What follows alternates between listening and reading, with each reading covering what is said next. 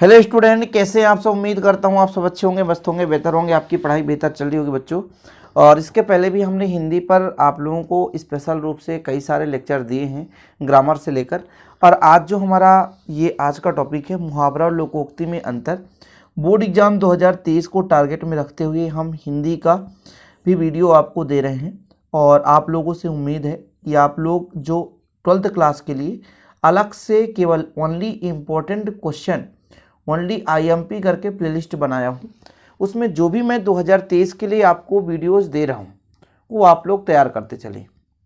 चाहे भले ही एक क्वेश्चन दूँ, लेकिन उस प्रश्न को तैयार करो। वो अलग से प्लेलिस्ट क्यों बनाया गया है?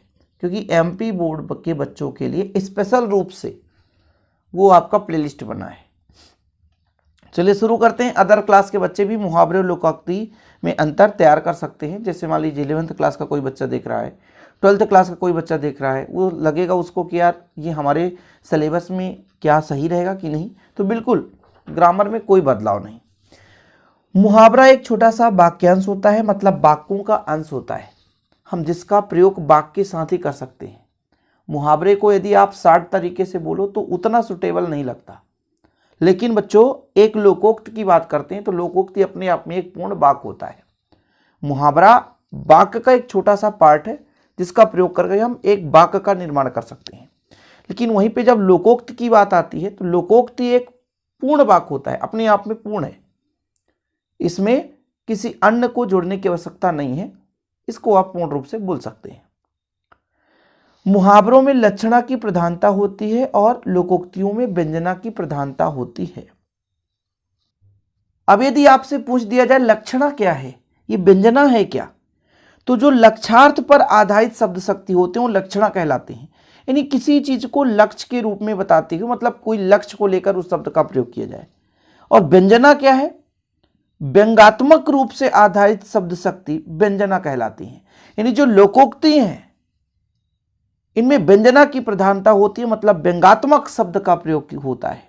और लक्षणा मतलब किसी लक्ष्य को प्राप्त करने के लिए लक्ष्य पर आधारित शब्द शक्ति का प्रयोग किया जाता है।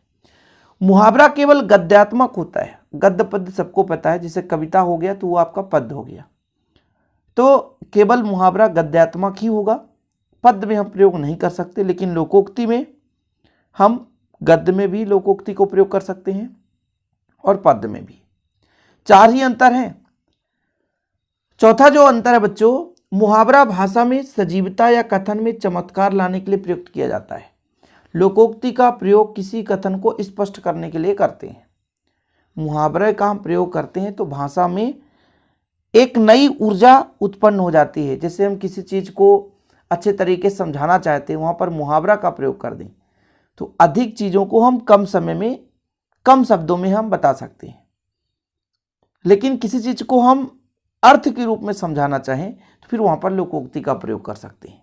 ठीक, तो इस प्रकार से आपको 2 नंबर के क्वेश्चन 2 मिनट में ही तैयार करना है, ज़्यादा रटना नहीं है, बस सिंपल है। मुहावरा एक वाक्यांश है, लोकोक्ति पूर्ण वाक्य है। मुहावरा में लक्षणा की प्रधानता होती है, लोकोक्ति में व्यंजना की प्रधानता होती है। मुहावरा केवल गद्यात्मक होता है, लोकोक्ति गद्यात्मक पद्यात्मक दोनों होता है बच्चों। ठीक है, मुहावरा भाषा में सजीवता या कथन में चमत्कार लाने का कार्य करता है, या चमत्कार लाने में मुहावरा का प्रयोग किया जाता है। लोकोक्ति का प्रयोग किसी कथन को स्पष्ट करने के लिए किया जाता है। इस प्रकार से हमारा आज का डिफरेंस मुहावरा लोकोक्ति आपको समझ में आया होगा, प्लीज तैयार कर लेना।